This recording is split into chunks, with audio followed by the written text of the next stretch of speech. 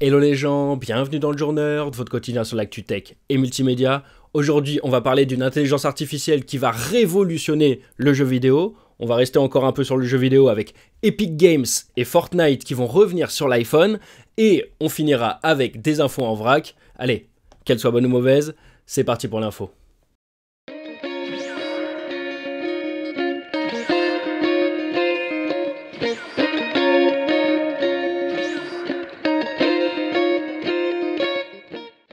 Une technologie, enfin plein de technologies mises côte à côte pour révolutionner le jeu vidéo et plus particulièrement le RPG. Nvidia et Ubisoft, ils annoncent ce qu'on appelle les nouveaux PNJ, les Neo NPC en anglais. Les PNJ, vous voyez forcément ce que c'est les mecs qui vous donnent les infos dans les jeux vidéo là, et après qui répètent toujours la même phrase là, une fois que l'info elle est donnée. Bah le principe de cette technologie, c'est de lier le PNJ du coup à une IA générative, du genre ChatGPT, mais pas forcément ChatGPT. Ça permettra dans un premier temps que le mec répète pas toujours la même phrase, et qu'il ait vraiment un dialogue adapté à la façon dont vous jouez. Les développeurs, ils auront juste à gérer les détails de la personnalité du PNJ, donc lui donner une histoire, et donc aussi lui donner une mémoire. Du coup, il pourra vous parler naturellement, il pourra réagir à ce que vous faites dans le jeu, mais tout ça en dévoilant pas les infos que vous n'êtes pas censé connaître. Et avec cette base, évidemment que les mecs ils vont pas s'arrêter au texte, sachant que les IA les plus avancées, elles peuvent générer de la voix et modifier des images, voire même créer des images. Le but c'est que toute l'animation du mouvement des lèvres et même la voix serait créée directement par une intelligence artificielle.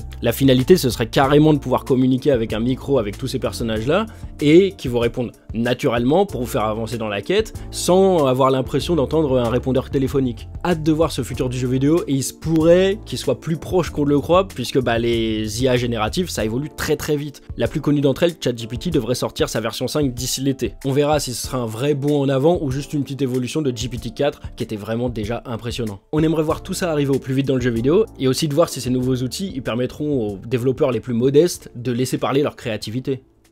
La relation entre Epic Games, les papas de Fortnite, et Apple, elle est vraiment pas fraternelle. Enfin peut-être que c'est fraternel, mais c'est plus du genre Scar et Mufasa alors. Epic Games, et pas que, reproche à Apple ses frais de commission beaucoup trop hautes. Pour rappel, aux États-Unis, Apple, ils prennent 30% des recettes des développeurs et surtout, ils autorisent pas la présence d'un store alternatif.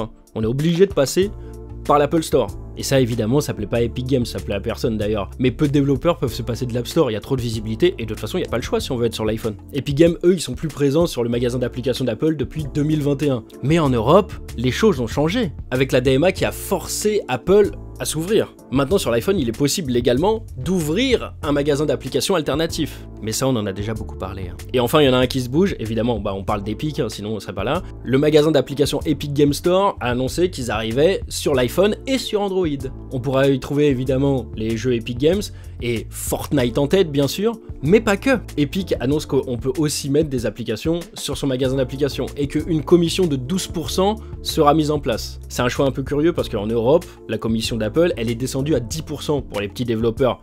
Et même s'il y a 3% pour utiliser le système de paiement in-app d'Apple, ça reste que 13%. Et pour un développeur, vaut mieux rester quand même sur l'Apple Store, sauf si Apple refuse leur entrée dans l'Apple Store pour cause de non-respect des conditions par exemple. Pour l'instant, on ne sait pas si héberger d'autres applications, c'est la finalité pour Epic, mais c'est un move qui a l'air d'être vraiment fait pour, un petit peu embêter Apple, et surtout enfin rendre Fortnite accessible à tous. Et le timing de l'annonce, il est peut-être pas anodin, parce que peu de temps après, la justice américaine, ils ont enclenché une procédure qui vise le monopole d'Apple, justement. En fait, cette procédure, elle vise pas mal de choses par rapport au monopole d'Apple. Le fait qu'Apple empêche le développement de certains usages, comme le cloud gaming, par exemple, qu'Apple profite de son pouvoir pour contraindre les développeurs à se soumettre à sa grille tarifaire. La justice, elle les pointe aussi du doigt avec Apple Pay, qui a un monopole sur les iPhones. Ça parle aussi de la mise à l'écart d'Apple par rapport aux autres messageries avec iMessage. Et ils sont aussi accusés d'empêcher la compatibilité d'autres périphériques à son système iOS, notamment avec les montres connectées. Tiens,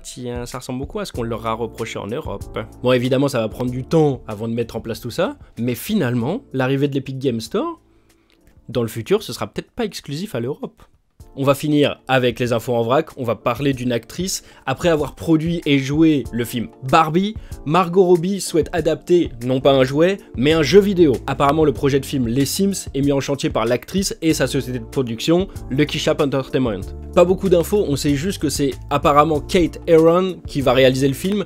Elle s'est déjà occupée de la réalisation de Sex Education, de Loki et elle fera la prochaine saison de The Last of Us. De quoi s'acclimater un petit peu avec l'adaptation de jeux vidéo. Perso, je vois pas ce qui peut être raconté dans ce film, puisque les Sims, c'est le principe de jouer à la poupée, mais en virtuel. Du coup, qu'est-ce qu'ils vont rajouter de plus qu'un Barbie ou qu'un Grande Aventure Lego, par exemple? Bon, après, c'est pour nous surprendre que tous ces gens d'Hollywood sont si bien payés. Surprenez-nous. McDonald's devient officiellement le sponsor de la Ligue 1 de football. Le partenariat se fait sur 3 ans pour une somme de 30 millions par an. 90 millions d'euros en tout, bravo, vous savez compter. L'ancien sponsor principal, c'était Uber Eats, et le contrat était plus autour des 16 millions par an. Ça va faire du bien aux finances de la Ligue 1, qui a du mal vraiment à vendre son championnat en ce moment. Le partenariat débute dès le 1er juillet 2024. C'est juste que maintenant, ça va être dur d'assumer de s'appeler Ligue 1 McDonald's, quoi.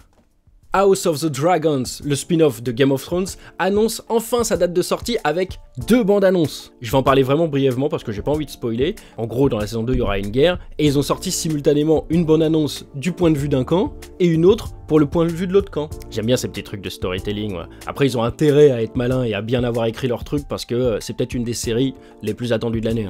Et ça sort le 16 juin sur la plateforme Max, anciennement HBO Max. D'ailleurs, sur les trailers VF de House of the Dragons, c'est bizarre, il y a marqué 17 juin la date de sortie, alors que pour tous les autres, c'est 16 juin. Chelou comme principe, non? Et voilà, c'est tout pour aujourd'hui. Merci d'avoir regardé ce genre nerd jusqu'au bout. Abonnez-vous pour rater aucune vidéo. Regardez les anciennes parce que l'info, ça périme pas en 2 jours. Pas de vidéo le week-end comme d'habitude. Restez passionnés et je vous dis à lundi!